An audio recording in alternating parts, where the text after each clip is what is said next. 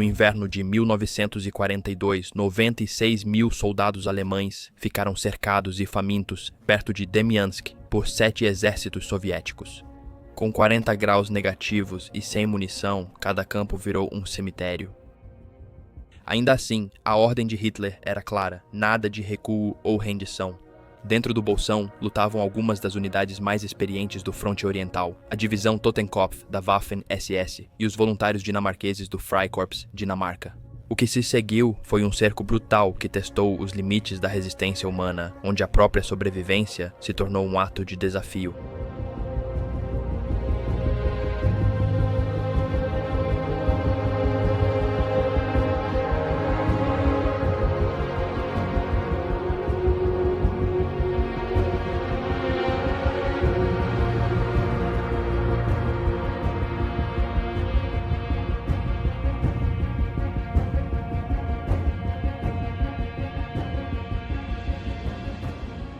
Pode parecer estranho que homens de nações conquistadas pegassem em armas voluntariamente para a potência ocupante.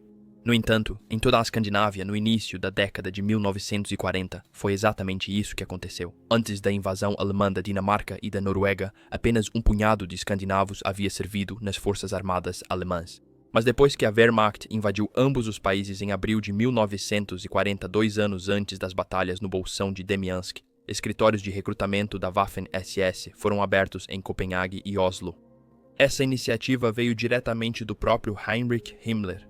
Ele queria criar uma divisão de elite da SS com voluntários do norte da Europa, homens que ele chamava de Irmãos Germânicos, uma unidade formada por 4 grupos principais: um regimento alemão, o Westland de voluntários holandeses, o Nordland escandinavo e um batalhão finlandês. Na prática, a campanha de recrutamento não atingiu as expectativas. Apenas cerca de 3 mil homens de toda a Escandinávia, incluindo a Finlândia, atenderam ao chamado para a grande visão de Himmler. Foi uma decepção. Sem desanimar, os alemães renovaram os esforços em 1941, quando começou a guerra contra a União Soviética. Eles esperavam que o conflito brutal entre a União das Repúblicas Socialistas Soviéticas e a Finlândia despertasse um senso de causa comum entre os europeus do norte. Desta vez, os recrutas foram organizados em legiões nacionais, o Freikorps, Dinamarca para os dinamarqueses e a Legião Norueguesa para os voluntários da Noruega. A motivação ideológica mudou. O ceticismo inicial em relação ao nacionalsocialismo deu lugar a uma poderosa onda de anticomunismo em toda a Europa. A máquina de propaganda alemã retratou a guerra no leste como uma cruzada sagrada, uma luta para defender a civilização ocidental do bolchevismo. Para muitos nacionalistas de direita na Escandinávia, essa mensagem ressoou profundamente à medida que os anos se arrastavam e as listas de baixas na frente oriental aumentavam. A Waffen-SS baixou seus padrões físicos e raciais. O que importava agora era força de vontade, não linhagem. Nessa fase, a Waffen-SS já era uma grande força multinacional, um exército dentro de outro. Dinamarqueses, noruegueses, finlandeses, holandeses, flamengos e outros serviram sob suas bandeiras negras. Para o comando alemão, recrutar estrangeiros era mais que ideologia, era necessidade. A Wehrmacht ainda monopolizava a mão de obra dentro da Alemanha, forçando a SS a buscar força fora do país. Dessa necessidade pragmática nasceu um dos fenômenos mais improváveis de toda a guerra. Homens de toda a Europa do Norte lutando e morrendo pelo Reich de Hitler nas terras geladas da frente oriental. Antes de 1940, apenas um punhado de voluntários escandinavos havia pegado em armas pela Alemanha. Após as rápidas invasões da Noruega e Dinamarca na primavera de 1940, os números aumentaram muito. As fileiras da Waffen-SS logo passaram a contar com uma presença notável do norte, principalmente noruegueses e dinamarqueses, junto com um número menor de suecos e um único batalhão finlandês. Mais de 20 mil escandinavos serviram na Waffen-SS até o fim da guerra. Cerca de 13 mil dinamarqueses, 8 mil noruegueses, 2 mil suecos, 1.500 finlandeses e centenas de suecos. Dos 13 mil dinamarqueses que se candidataram ao serviço alemão, só cerca de 7 mil foram aceitos, a maioria na Waffen-SS. Para comparar, o exército dinamarquês antes da guerra tinha pouco mais de 6.500 homens. A maioria dos finlandeses foi designada para a divisão de elite da SS. Viking lutou dentro da União Soviética até recuar para a Finlândia em 1943. Os suecos atuavam na frente norte com o grupo de exércitos norte, geralmente como médicos, motoristas ou metralhadores, nas condições brutais ao redor de Leningrado. Em qualquer momento, cerca de 3.000 escandinavos lutaram na linha de frente. Apesar do número limitado, seu histórico foi notável. A divisão SS Nordland, formada majoritariamente por dinamarqueses e noruegueses, obteve o quinto maior número de cruzes de cavaleiro entre as divisões da Waffen-SS. Apesar disso, o grande exército germânico idealizado por Himmler nunca se concretizou. Os números eram simplesmente pequenos demais. A maioria dos voluntários dinamarqueses serviu em 3 principais formações. A primeira foi o Freikorps Danmark, ou a Legião Dinamarquesa. A segunda foi a divisão SS Viking, e a terceira, após 1943, quando as legiões foram dissolvidas, foi a divisão SS Nordland. Aproximadamente 1.500 dinamarqueses pertenciam à minoria alemã do sul da Jutlândia. Muitos se uniram à divisão SS Totenkopf e outros às notórias unidades da 1ª Brigada SS, já endurecidas pelas campanhas na Polônia e França. A primeira leva de voluntários dinamarqueses lutou no verão de 1941, quando a divisão SS Viking invadiu a União Soviética. Centenas de dinamarqueses participaram da Viking por vez, e, após 2 anos de campanhas intensas, a maioria foi incorporada à nova divisão Nordland. A maioria dos recrutas dinamarqueses, enquanto isso, ainda estava completando seu treinamento com o Freikorps Danmark, enquanto a Viking travava suas batalhas sangrentas pelas planícies ucranianas. O Freikorps Dinamarca foi criado em 25 de junho de 1941, poucos dias após o ataque alemão à União Soviética. Em poucas semanas, 500 voluntários se apresentaram e, até o outono, esse número dobrou. Diferente do comum, essa unidade foi criada com a aprovação de Copenhague, não em desafio. Tanto o governo dinamarquês quanto o exército dinamarquês autorizaram sua criação, vendo isso como uma forma de a Dinamarca provar sua lealdade a Berlim. Oficiais do exército dinamarquês chegaram a receber licença formal para se juntar, e representantes do governo compareceram à cerimônia de despedida. Enquanto o corpo livre marchava para fora da Dinamarca, com bandeiras hasteadas, bandas de metais tocando e famílias acenando para eles partirem para a guerra. No leste, muitos achavam que participavam de uma cruzada defensiva contra o bolchevismo, não de uma campanha de conquista, segundo um voluntário dinamarquês. Achávamos que seria uma luta curta, que salvaríamos a Europa do comunismo e voltaríamos para casa como heróis. Quanto mais avançávamos na Rússia, menos sentido a guerra fazia. A terra e a morte pareciam infinitas. Muitos dos homens escandinavos que se voluntariaram para servir com a Alemanha não eram estranhos à guerra. Alguns eram veteranos da Guerra de Inverno finlandesa contra a União Soviética em 1939. Outros já haviam servido nos exércitos temporários da Noruega e Dinamarca. A experiência militar deles os tornava recrutas valiosos para a Waffen-SS e Berlim. Berlim rapidamente organizou legiões similares por toda a Europa ocupada. Dos Países Baixos a Flandres, tudo sob a supervisão cuidadosa do quartel-general da SS em Berlim e dos partidos nacionais socialistas locais. Esse arranjo permitiu aos alemães enfatizar o caráter nacional de cada legião. Os oficiais eram geralmente escolhidos entre os próprios voluntários e não impostos por Berlim, dando mais autonomia e legitimidade às formações em seus países. Isso também servia como propaganda, buscando convencer que os membros da SS eram patriotas, não traidores, defendendo a Europa do bolchevismo. Na prática, a maioria dos recrutas vinha da extrema-direita ou de grupos pró-alemães locais. Apesar do discurso, as legiões eram pequenas e mal equipadas, compostas só por infantaria, com poucas armas de apoio e artilharia. Não foram criadas para serem decisivas em combate, mas como símbolos da unidade germânica. No início de 1942, a legião norueguesa, chamada Norske Legion, foi enviada para a frente perto de Oranienbaum e ao norte de Leningrado. Lá, Os voluntários ficaram presos no inferno estático da Guerra de Trincheiras por 1 ano e meio, enfrentando lama, piolhos e bombardeios soviéticos em condições que lembravam assustadoramente a Primeira Guerra Mundial. As baixas cresciam, poucos substitutos chegavam e o moral caía. Para os dinamarqueses, o sofrimento foi ainda maior. Naquele ano, unidades do Freikorps Dinamarca foram enviadas a um dos setores mais brutais da Frente Oriental, o congelado saliente de Demiansk. Sua missão era reforçar a divisão SS Totenkopf, cercada no território soviético e lutando para manter sua posição. A luta por Demiansk, muitas vezes esquecida diante de Stalingrado, foi na primavera e verão de 1942 uma das batalhas decisivas da Frente Norte. Um cerco, uma ponte aérea e um teste de resistência que antecipava futuros desastres. Dependendo do momento, a posição alemã em Demiansk era vista ora como um saliente, um avanço para o leste a partir da linha defensiva principal, ou, quando totalmente cercada, como um bolsão. Ambas as descrições eram precisas. A frente mudava constantemente, como um animal ferido tentando sobreviver. Para os voluntários dinamarqueses, a batalha se mostraria catastrófica. Embora seu papel fosse pequeno na grande escala da Frente Oriental, os combates ao redor de Demiansk resultaram na maior perda de vidas dinamarquesas em toda a guerra. Foi ali, em meio às florestas e pântanos congelados do norte da Rússia, que o sonho de uma cruzada germânica encontrou a dura realidade da guerra moderna.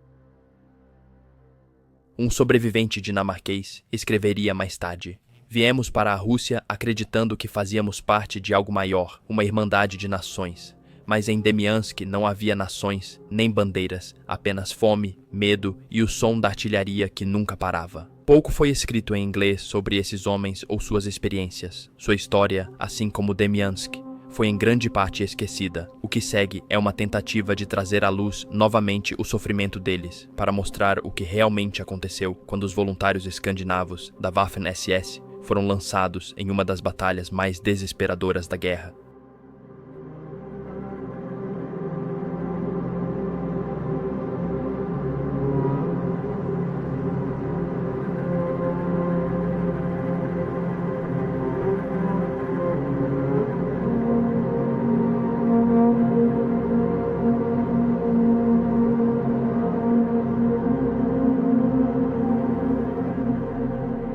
A grande ofensiva soviética de inverno que irrompeu em dezembro de 1941 tinha como objetivo destruir de uma vez por todas a ameaça alemã a Moscou. O Exército Vermelho, tendo repelido o inimigo dos próprios portões da capital, acreditava que a maré havia mudado. O grupo de exércitos centro do Marechal Fedor von Bock foi detido e repelido. O mito da invencibilidade alemã foi quebrado. Pela primeira vez desde o início da invasão, a Wehrmacht estava recuando. Esse sucesso encheu Stalin e o alto comando soviético, o Stavka, de uma confiança perigosa. Cientes do iminente colapso alemão, decidiram expandir a contraofensiva por toda a frente oriental, das florestas geladas do norte da Finlândia à costa do Mar Negro, lançando novos ataques em rápida sequência. Os objetivos eram ambiciosos: destruir o grupo de exércitos centro, romper o cerco a Leningrado e expulsar os alemães da Crimeia e do Donbass. Em retrospectiva, o plano era irremediavelmente ambicioso. Os exércitos soviéticos ainda estavam se recuperando das perdas catastróficas de 1941, suas linhas de suprimento estavam sobrecarregadas, seu transporte era inadequado e suas tropas estavam exaustas. A vitória em Moscou foi difícil e, apesar do abalo, as linhas alemãs não estavam destruídas. Ao atacar em vários lugares ao mesmo tempo, os soviéticos enfraqueceram sua força. As ofensivas logo empacaram na neve, no gelo e na lama, enquanto o inverno rigoroso se arrastava até o degelo da primavera.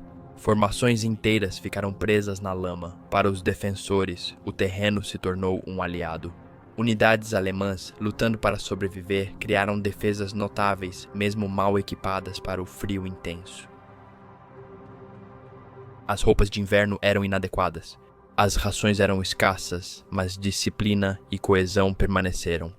O Exército Vermelho pagou caro pelo excesso de confiança. Entre janeiro e março de 1942, as perdas soviéticas passaram de 620 mil mortos, enquanto as alemães foram cerca de 136 mil.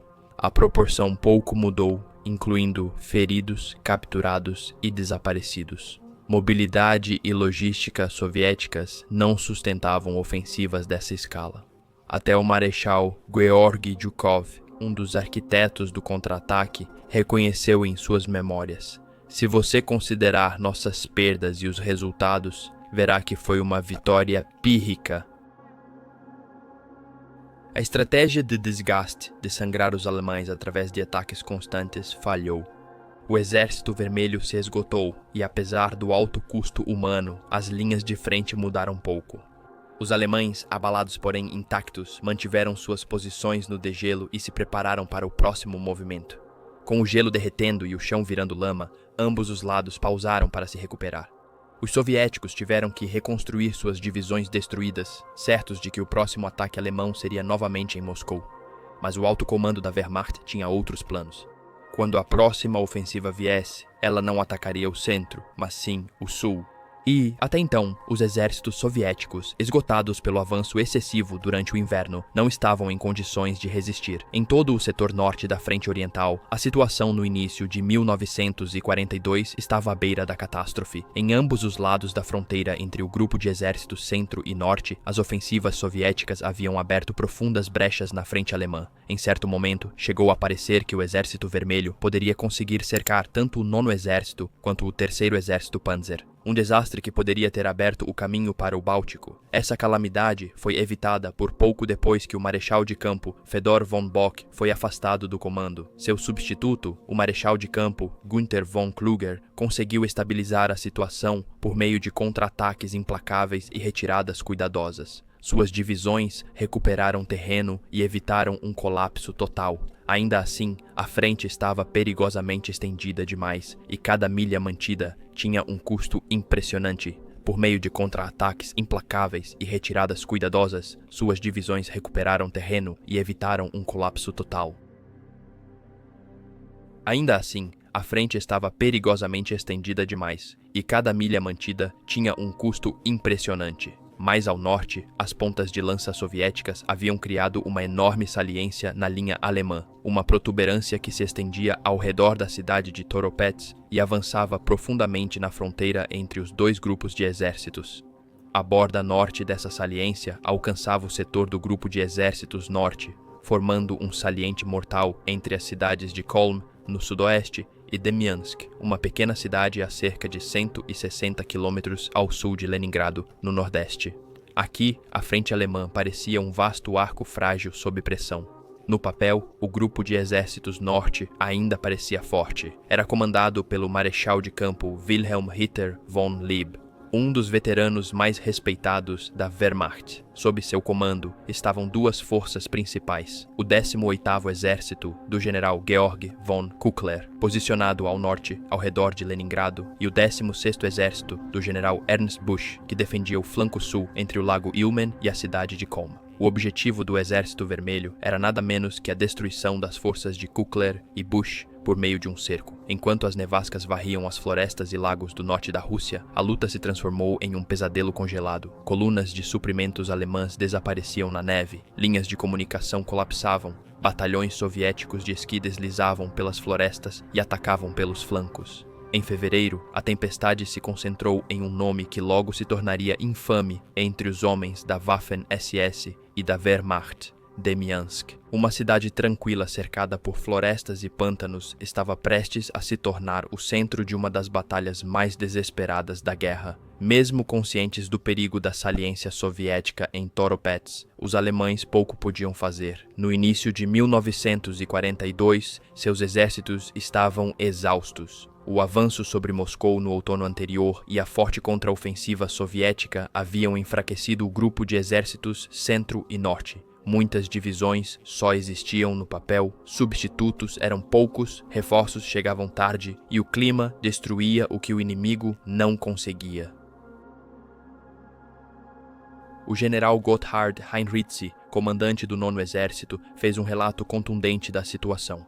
Seus batalhões, que antes contavam com várias centenas de homens, estavam reduzidos a pouco mais de 70 soldados cada, apoiados por não mais do que 7 metralhadoras funcionando. Muitas companhias eram comandadas por sargentos, já que a maioria de seus oficiais havia sido morta ou ferida.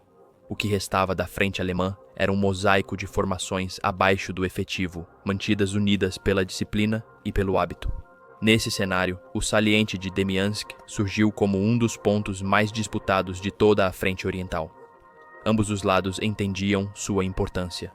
Para os soviéticos, era uma adaga que precisava ser quebrada. Para os alemães, era o último bastião que impedia o colapso total da frente norte. A defesa dessa posição exposta ficou a cargo do 2º Corpo do 16º Exército, sob o comando dos 54 anos. Era um aristocrata da velha escola prussiana, que ingressou no exército em 1907 e se destacou como comandante de corpo durante a campanha na França. Agora, no deserto gelado do norte da Rússia, enfrentava um desafio para o qual nenhum manual poderia prepará-lo. Seu corpo era composto por 3 divisões de infantaria desgastadas: a 12ª de Mecklenburg, a 32ª da Pomerânia e Prússia Oriental e a 123ª de Brandenburg.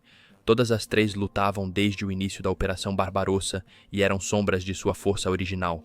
Suas companhias estavam reduzidas, a artilharia carecia de munição e os cavalos morriam de exaustão. Pior ainda, os homens enfrentavam o inverno russo com uniformes de verão. As temperaturas caíam para 40 graus negativos, o metal grudava na pele exposta, lubrificantes solidificavam nas câmaras das armas e os soldados se enrolavam em cobertores, cortinas e qualquer trapo que pudessem encontrar. A equipe da retaguarda, como escriturários e motoristas, enviou suas roupas extras para a linha de frente, mas também estava mal equipada. Vestidos com túnicas finas de lã, ideais para a França, não para a Rússia. Enquanto isso, os soviéticos planejavam seu próximo movimento. A frente noroeste, comandada pelo tenente-general Pavel Koroshkin, recebeu a tarefa de cercar todo o flanco norte do 16º Exército Alemão. Suas ordens eram claras: atacar tanto pelo norte quanto pelo sul, unir-se a leste de Demiansk e cortar toda a saliência alemã. Para realizar isso, o Stavka mobilizou forças massivas. 3 exércitos foram designados para atacar pelo norte. O 11º Exército, comandado pelo tenente-general Morozov, partindo do lago Ilmen. O 34º Exército, sob o major-general Nikolai Bersarin, das colinas de Vald. E o elite 1º Exército de choque com tropas bem equipadas e confiáveis para dar o golpe decisivo.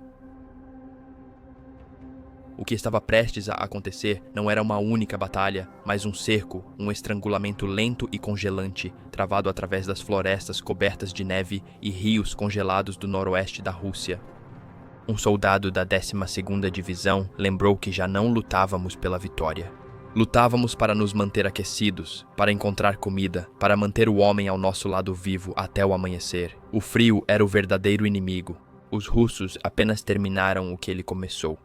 Nas semanas que se seguiram, o saliente de Demiansk, antes visto pelo alto comando alemão como um possível trampolim para futuras ofensivas, se tornaria uma armadilha. Dentro dele estavam os remanescentes de 6 divisões, incluindo os homens do Freikorps Dinamarca e da divisão SS Totenkopf. Eles logo se veriam cercados, isolados do mundo exterior e forçados a sobreviver em condições que desafiavam a imaginação. O plano soviético para destruir o saliente de Demiansk se desenrolou com força total no início de janeiro de 1942. Enquanto o ataque do norte martelava o lago Ilmen e as colinas de Desalde, o avanço do sul era liderado por 3 exércitos: o 53, sob o comando do major-general Alexander Xenofontov, o 10 e 22º sob o tenente-general 10 Ayashkovich e o 3º Exército de Choque juntos. Eles tinham a tarefa de romper em direção à cidade de Kolm e fechar o braço sul do cerco em torno de Demiansk. Atrás deles, partisãs soviéticos se levantaram nas florestas e pântanos da retaguarda alemã, cortando estradas, emboscando comboios e estrangulando as já frágeis linhas de suprimento, especialmente ao redor de Staraia Russa.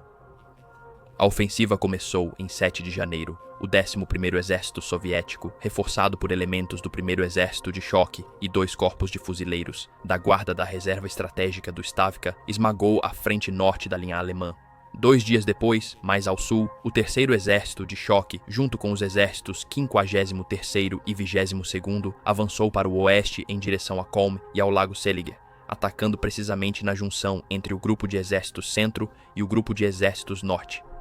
Se esse avanço tivesse sucesso, penetraria profundamente nas linhas alemãs e separaria ambos os grupos de exércitos. No flanco esquerdo do 2º Corpo, o 10º Corpo do general Christian Hansen lutava para resistir ao ataque. Assim como o comando de Brockdorff-Ahlenfeld, o corpo de Hansen consistia em 3 divisões. A 30ª Divisão de Infantaria de Schleswig-Holstein, sob o general Kurt von Tippelskirch, a 291ª Divisão de Infantaria de Hannover e Schleswig-Holstein, sob o general Theodor Freiherr von Deshede, e a 3ª Divisão SS Totenkopf, comandada pelo implacável SS Obergruppenführer Theodor Eicher, o homem que já supervisionou todos os guardas de campos de concentração na Alemanha.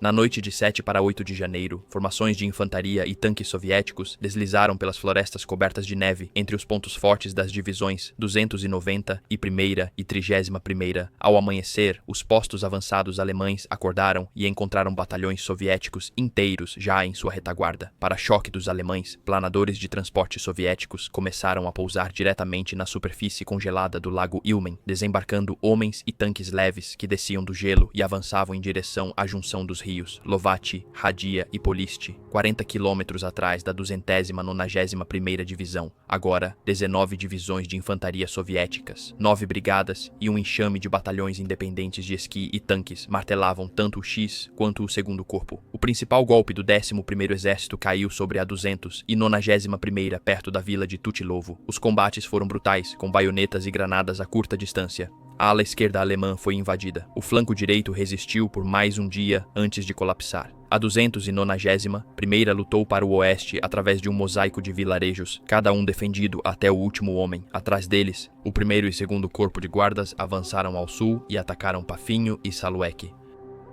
Tropas soviéticas de esqui já se aproximavam de Staraia Russa. Desesperados, os alemães criaram uma defesa com escriturários, mecânicos e policiais militares. Um regimento da 18ª Divisão Motorizada foi enviado de Simsk para fechar a brecha, mas já era tarde demais. Em 25 de janeiro, a 291ª Divisão de Infantaria ficou cercada, sendo suprida apenas por via aérea. Entre 8 de janeiro e 13 de fevereiro, resistiu a 146 ataques soviéticos antes de conseguir retornar às linhas amigas. Sua força foi reduzida a uma fração do que era. Mais ao sul, a frente do 2º Corpo também ruía. Em 9 de janeiro, após 2 horas de bombardeio de artilharia, 6 divisões soviéticas apoiadas por tanques e batalhões de esquiadores atacaram a junção entre a 123ª Divisão e suas vizinhas. 2 regimentos da 123ª foram quase aniquilados, abrindo umas 60 milhas para o avanço do Exército Vermelho. O 34º Exército Soviético avançou do leste, reforçado por 2 brigadas aerotransportadas, enquanto o general Brockdorff-Ahlenfeld pedia permissão para retirar sua frente oriental. Em meados de janeiro, a linha alemã era um mosaico de pontos colapsando. O marechal Wilhelm Ritter von Lieb, do Grupo de Exércitos Norte, percebeu o desastre. Em 12 de janeiro, ligou para o quartel-general do Führer, pedindo permissão para recuar atrás do rio Lovaty. Hitler recusou. Lieb foi pessoalmente à Prússia Oriental para defender seu caso. Mais uma vez, a resposta foi não. Demiansk, Hitler insistiu, deveria ser mantida até o último homem. Furioso, Lieb pediu para ser dispensado do comando. Hitler aceitou sua substituição. O general Georg von Küchler assumiu o Grupo de Exércitos Norte e Georg Lindemann ficou à frente do 18º Exército.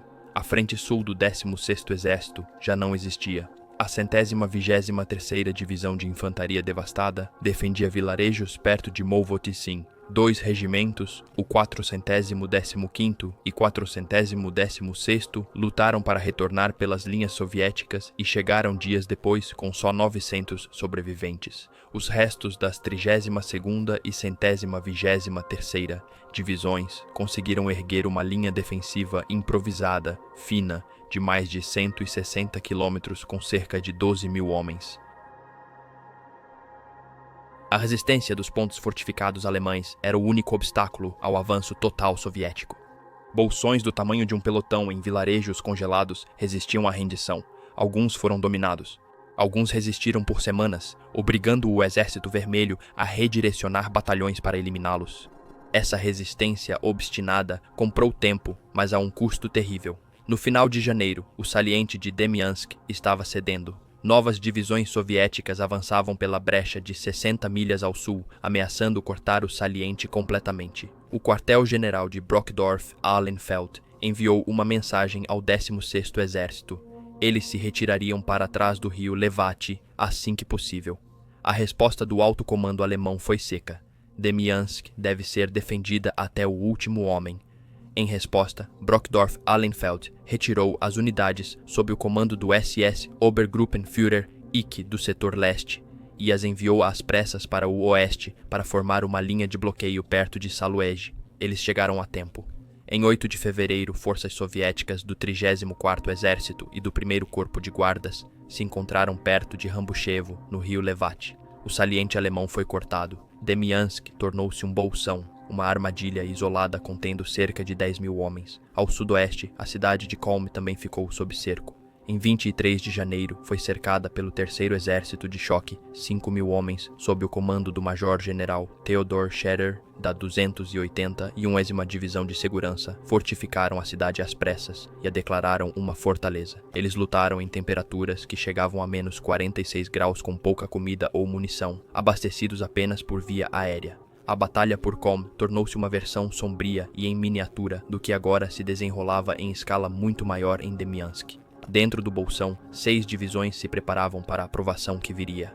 Ao leste e ao sul de Demyansk estavam as divisões 12ª de Mecklenburg e 32ª da Pomerânia. No sudoeste, os remanescentes da 123 mantinham suas posições. Ao norte de Demyansk lutavam as divisões 30ª e 291ª, enquanto ao nordeste estavam elementos da divisão SS Totenkopf, sob o comando do coronel Max Simon.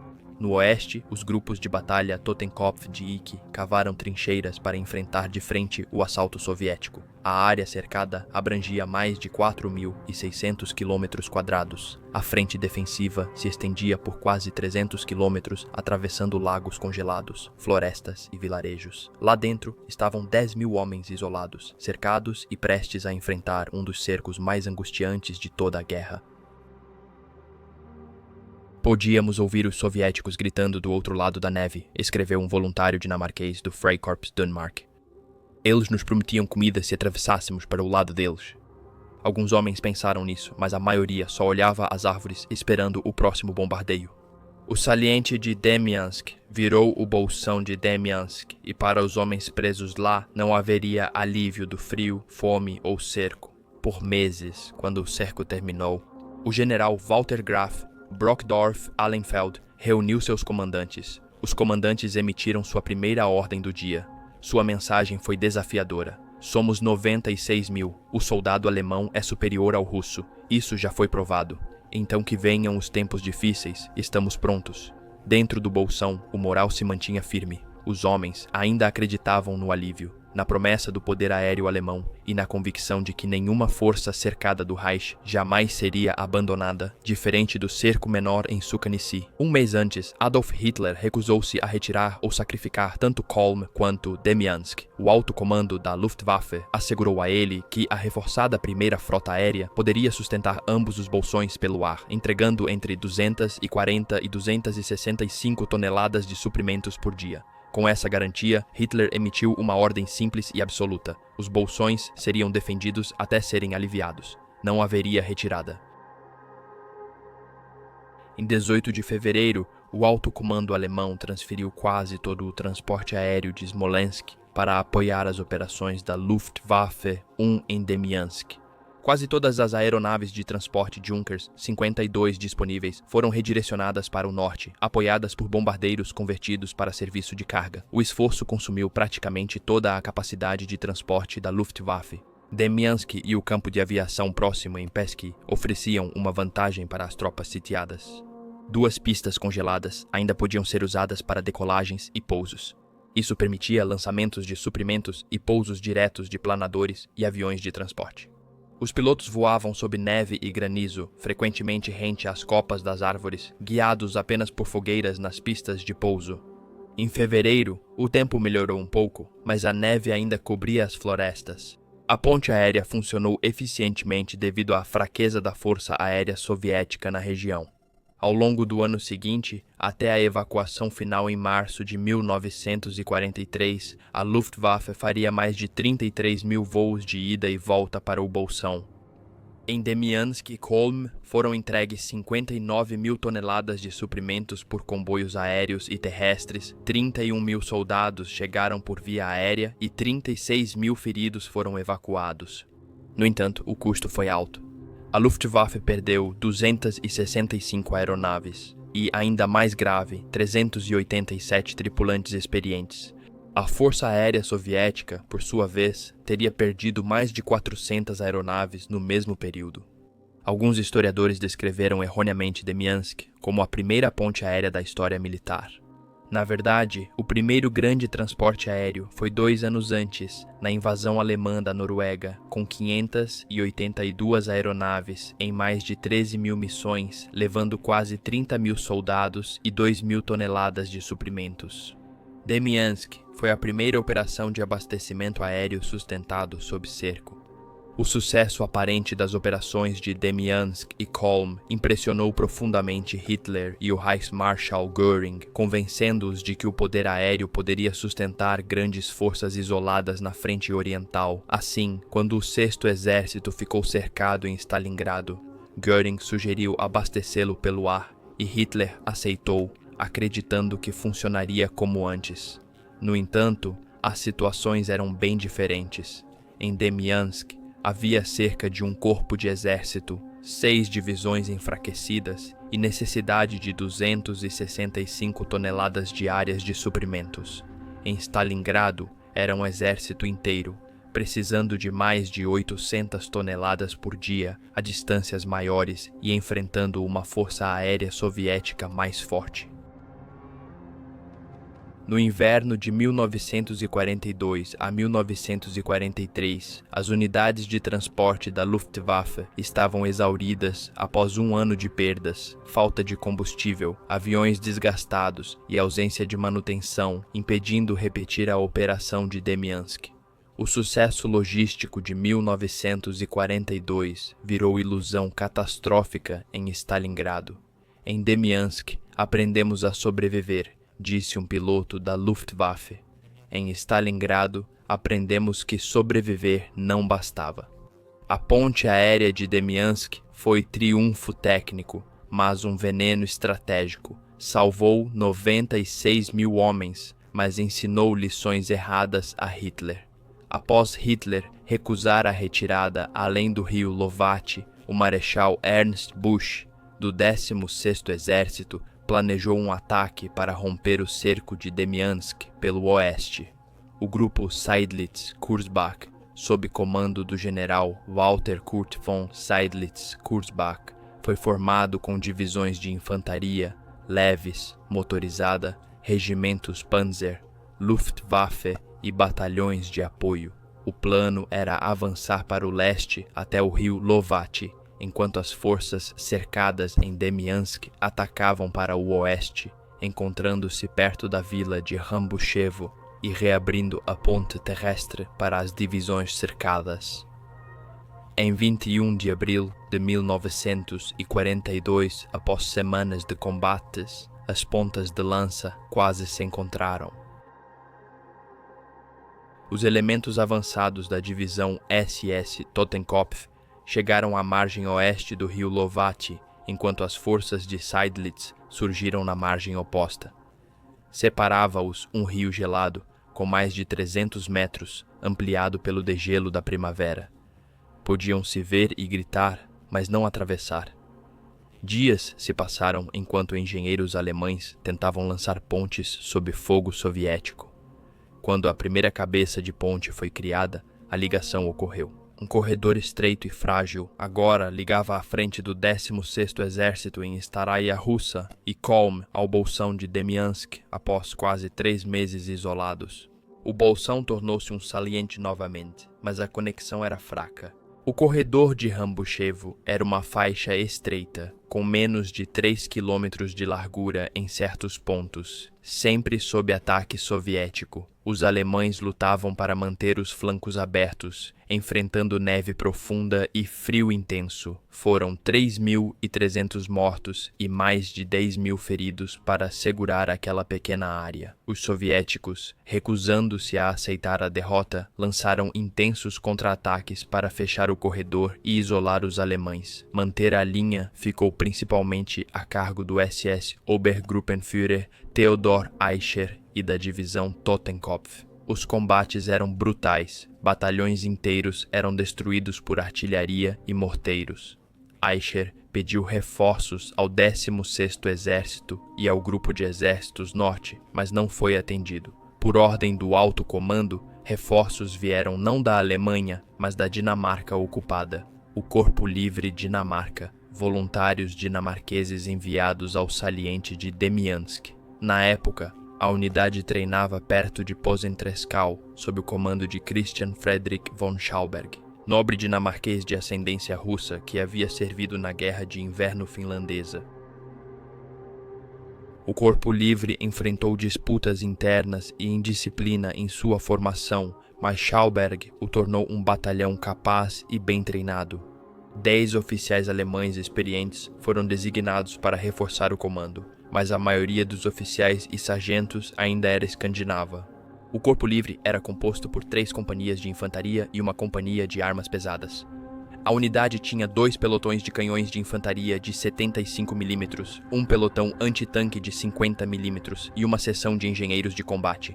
Era bem treinada, mas pouco equipada, contando só com 7 armas pesadas em todo o batalhão. Muitos nunca tinham visto combate. Outros já haviam lutado contra os soviéticos na Finlândia ou com a divisão Viking.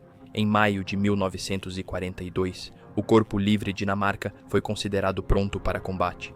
Poucos imaginavam que seu primeiro desdobramento seria em um dos campos de batalha mais sangrentos da frente oriental. Em 8 de maio, cerca de 1.200 dinamarqueses foram transportados de avião de Königsberg para as pistas de pouso dentro do saliente de Demiansk. Ao chegarem, foram incorporados à divisão SS Totenkopf de Ike e enviados à linha de frente no rio Robja, perto de Sutoki. A missão deles era impedir que os soviéticos ampliassem uma cabeça de ponte perigosa pelo rio. A infantaria soviética já cruzara para o lado alemão e estabelecido posição. Se transportassem tanques, todo o corredor de Rambucheva estaria em risco. Schauberg entendeu. Era preciso destruir a cabeça de ponte. Ele escolheu Johannes Just Nielsen, veterano da Guerra de Inverno, para liderar o ataque. Na noite de 27 de maio, Nielsen dividiu seus homens em 2 grupos e avançou furtivamente para as linhas soviéticas. Em silêncio, avançaram pelo pântano até perto das trincheiras russas. Nielsen puxou o pino e lançou uma granada. A explosão sinalizou o ataque. Os dinamarqueses avançaram e pegaram os soviéticos de surpresa. Baionetas e submetralhadoras varreram as trincheiras nevadas. Em minutos, os defensores recuaram, muitos pulando no rio para fugir. Mas a vitória custou caro. Morteiros e artilharia soviéticos abriram fogo do outro lado do rio. Uma única rajada atingiu a posição de Nielsen. Ele foi morto instantaneamente, seu corpo perdido no rio. Em vez de manterem o terreno conquistado, os dinamarqueses recuaram para suas posições originais, um erro tático que logo lhes custaria caro. Dias depois, os soviéticos contra-atacaram e restabeleceram a cabeça de ponte. Schauberg ordenou novo ataque em 2 de junho, mas o elemento surpresa já não existia. Enquanto os dinamarqueses se reuniam, a artilharia soviética bombardeou suas áreas. Schauberg, sem querer enviar seus homens sozinhos, foi até a linha de frente para motivá-los pessoalmente. Ao pisar em uma mina, uma explosão destruiu sua perna. Seus homens tentaram levá-lo de volta, mas outro bombardeio soviético atingiu o grupo. Schauberg e seus salvadores morreram na hora. Em meio ao caos, o veterano Alfred Jonstrup, outro sobrevivente finlandês da guerra, enfrentou o fogo de artilharia para resgatar o corpo de seu comandante.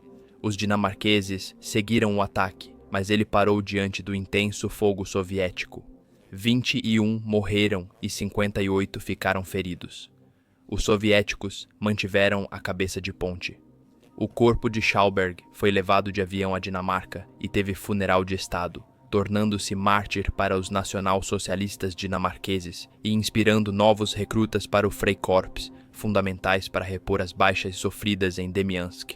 O comando ficou temporariamente com o camarada de Schalberg na Finlândia, SS Obersturmbannführer Knut Berger Martinsen, que estabilizou a frente até a chegada de novo comandante. Na semana seguinte, os alemães nomearam Hans Albert von Lettow-Vorbeck, aristocrata prussiano da divisão SS Wiking, para o comando do Freikorps. No início do verão de 1942, partes da SS Totenkopf preparavam uma nova operação para reforçar as posições alemãs no oeste do saliente de Demiansk. Batizada Dinabrog, homenageando a bandeira dinamarquesa, pretendia empurrar a frente até o Rio Polar e criar uma linha defensiva antes da próxima ofensiva soviética.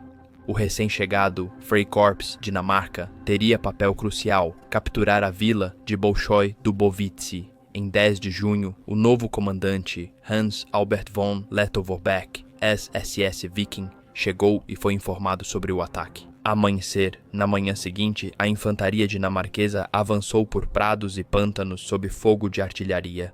Foi uma provação antes mesmo do primeiro tiro ser disparado. Os homens cruzaram água gelada e lama até a cintura, puxando metralhadoras em trenós improvisados.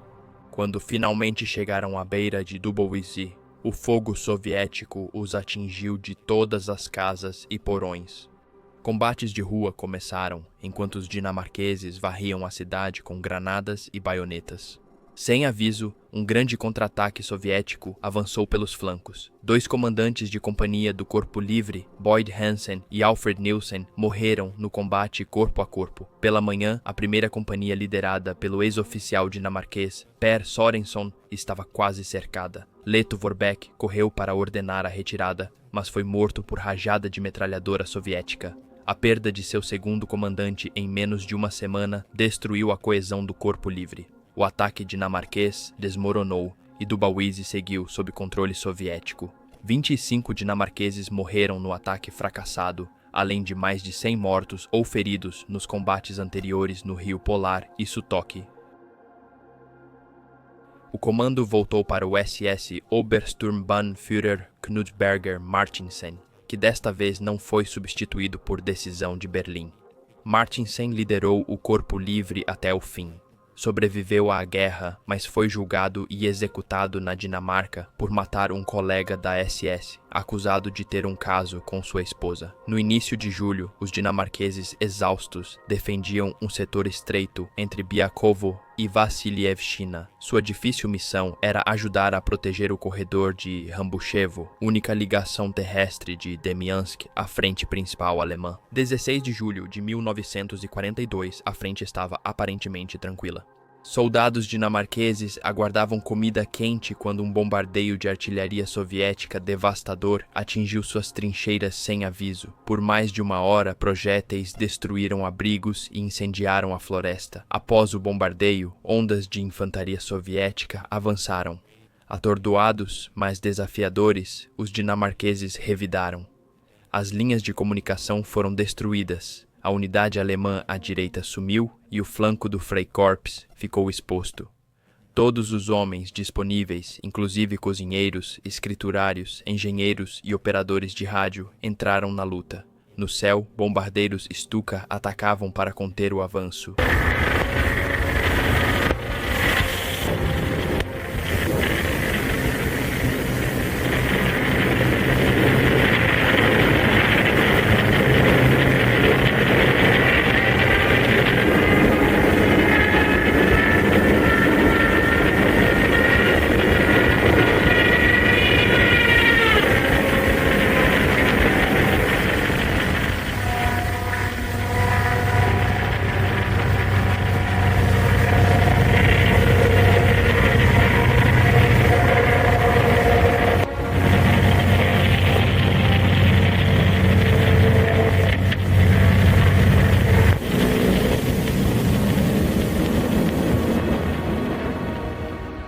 A companhia de Sorensen novamente sofreu mais. Ao anoitecer, só 40 dos 200 homens originais restavam.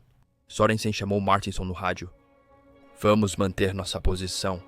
Não aguentamos outro ataque, mas não vamos abandonar essas trincheiras. Naquela noite, um batalhão soviético com tanques atacou sua linha. A luta se degenerou em um massacre corpo a corpo, facas, pás, granadas e mãos nuas. No escuro, após a meia-noite, quando os soviéticos recuaram, as trincheiras cobertas de neve estavam cheias de corpos. Os dinamarqueses resistiram por pouco. Na manhã seguinte, tropas soviéticas renovaram o ataque. Reforços alemães, 2 batalhões de caçadores da Silésia e o 38º Regimento Jäger, contra-atacaram pela estrada para Vassilievshina, mas sofreram pesadas baixas e foram repelidos. Os soviéticos lançaram um novo ataque maciço com apoio de tanques T-34 e caças-bombardeiros. Os dinamarqueses, sem blindados ou canhões de assalto, lutaram com seus poucos canhões antitanque de 50 mm e granadas. A maioria só podia se agachar em suas trincheiras destruídas enquanto os projéteis caíam. Milagrosamente, após vários dias de combate contínuo, os defensores dinamarqueses e alemães conseguiram estabilizar a frente. Em 21 de julho, a crise havia passado. O ataque soviético diminuiu, pois o Stavka voltou sua atenção para o sul, percebendo que a principal ofensiva alemã de verão não era contra Moscou, mas sim contra o Volga. Nas florestas de Demiansk, o silêncio voltou lentamente. Os dinamarqueses, que haviam entrado no bolsão como idealistas e voluntários, agora eram veteranos endurecidos. Haviam perdido mais de 200 homens em 6 semanas de combate e qualquer ilusão restante sobre a guerra. Quando chegamos aqui pela primeira vez, disse um sobrevivente mais tarde, ainda pensávamos na Europa, em ideias. Em julho, só pensávamos em lenha, água e se o próximo projétil teria nosso nome. Para os alemães, o corredor de Demiansk permaneceu aberto, uma fina cicatriz na paisagem russa que custou milhares de vidas para ser mantida. O bolsão só foi totalmente evacuado em março de 1943, mas a luta por sua sobrevivência já era lendária. Um sucesso caro que fez Hitler acreditar ser possível repetir o feito, levando à tragédia de Stalingrado. No começo de agosto de 1942, o Corpo Livre Dinamarca mal conseguia se manter unido. Do batalhão original que havia entrado nos combates em Demiansk 3 meses antes, mais de 300 dinamarqueses estavam mortos. Só cerca de 150 seguiam na linha de frente, divididos em 2 companhias cansadas e reduzidas. A unidade perdeu a capacidade de combate, então decidiram retirar os sobreviventes para descanso e reestruturação. As perdas foram devastadoras.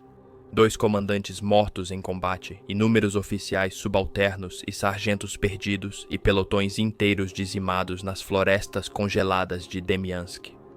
Mesmo assim, a resistência deles foi notada. O general Walter Graf von Brockdorff-Ahlefeldt, comandante do 2º Corpo, enviou mensagem pessoal de agradecimento.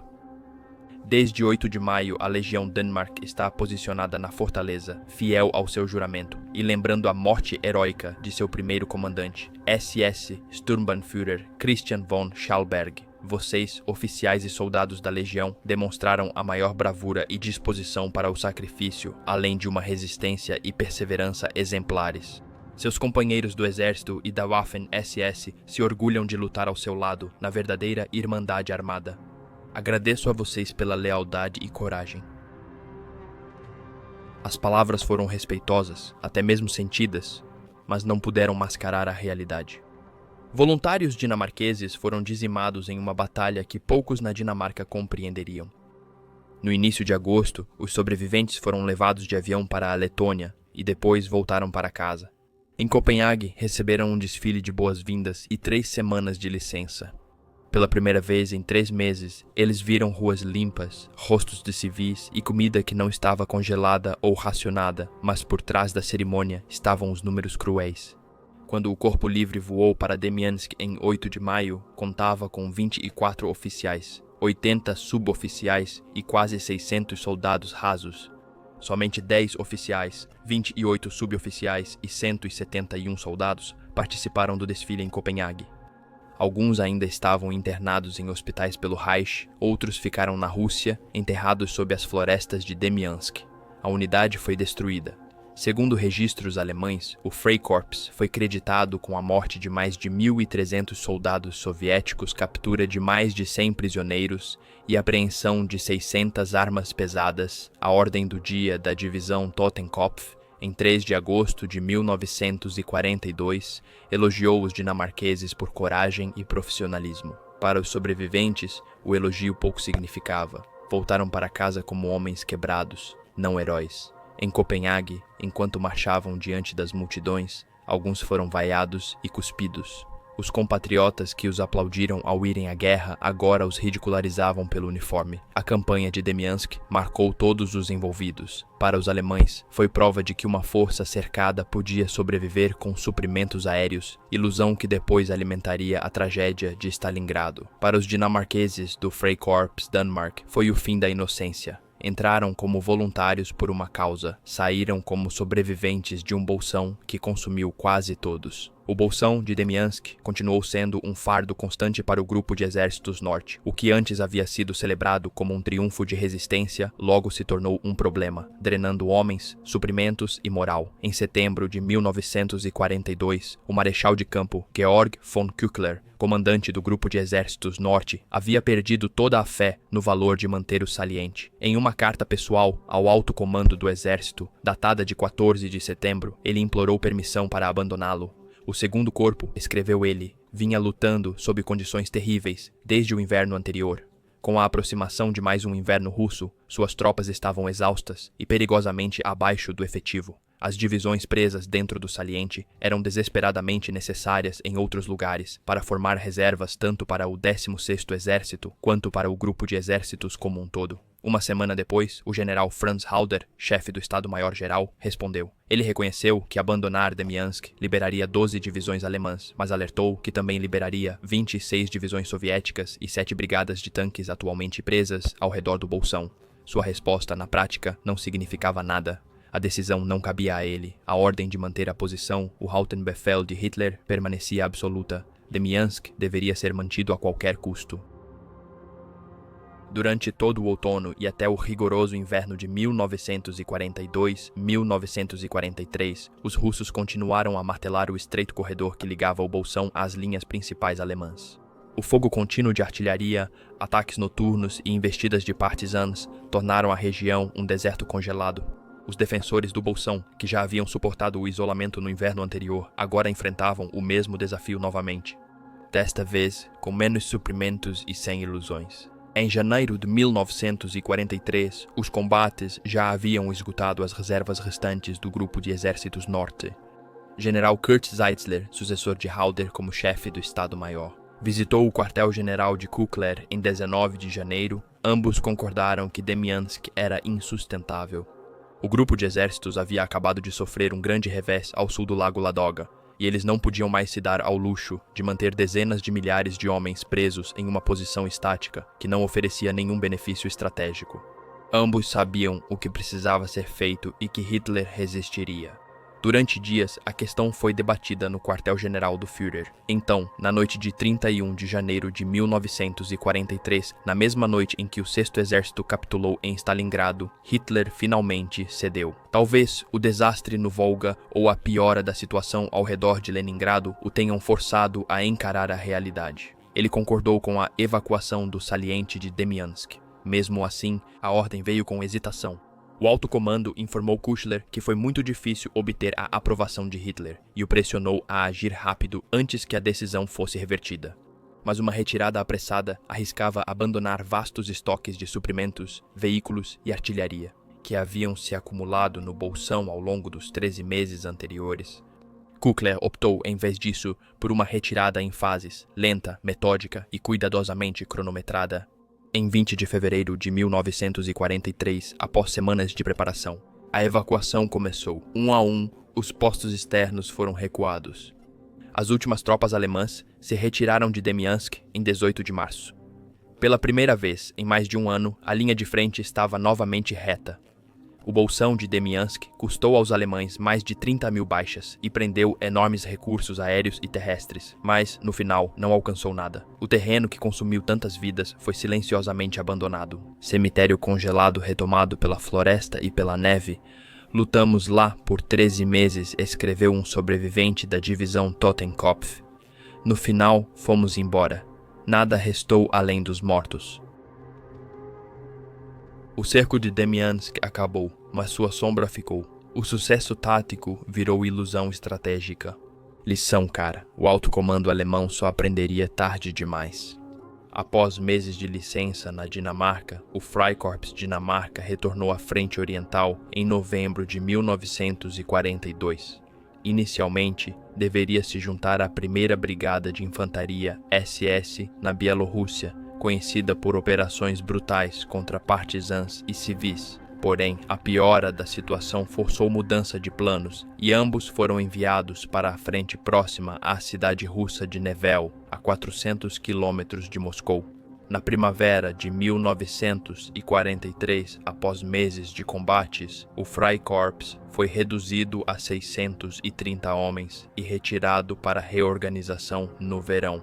Os dinamarqueses remanescentes foram fundidos com voluntários da divisão SS Viking, formando o 24º Regimento Panzergrenadier SS Dinamarca, parte da divisão Panzergrenadier SS Nordland. Noruegueses foram reunidos no 23º Regimento SS Nord e holandeses no Regimento Nederland. A nova divisão Nordland era o auge do antigo sonho de Himmler. Uma formação germânica de voluntários do norte da Europa lutava sob a bandeira negra da SS. Porém, naquele momento, a guerra já havia mudado de rumo.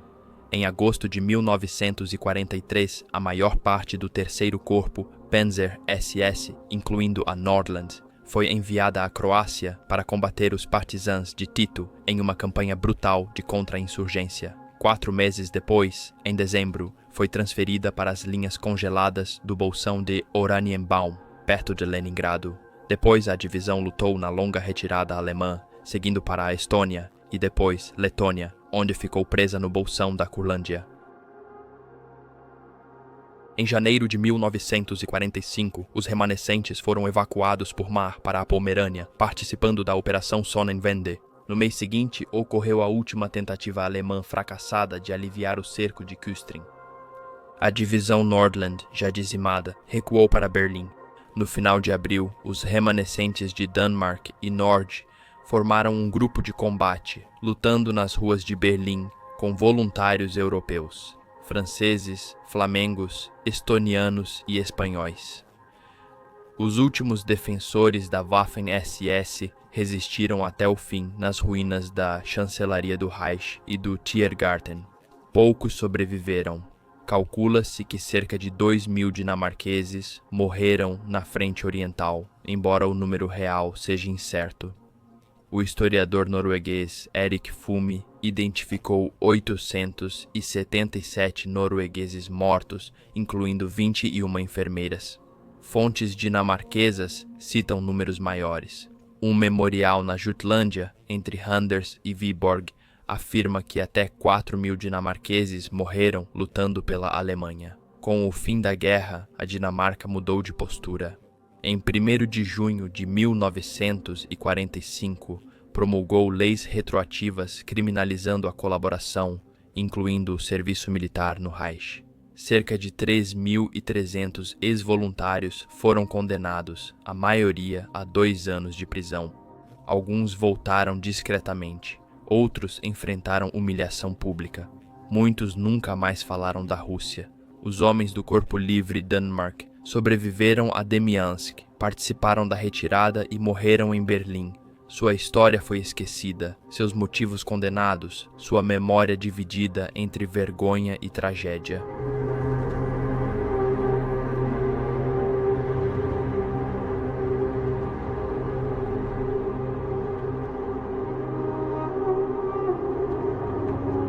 O bolsão de Demiansk foi um vislumbre do que estava por vir. Homens presos, famintos, congelados, mas se recusando a ceder.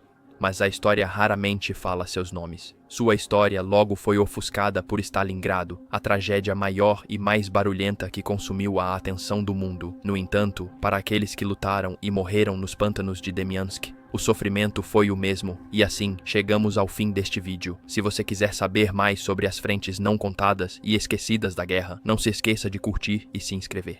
Obrigado por assistir até o final do vídeo. Até o próximo episódio. Se cuide.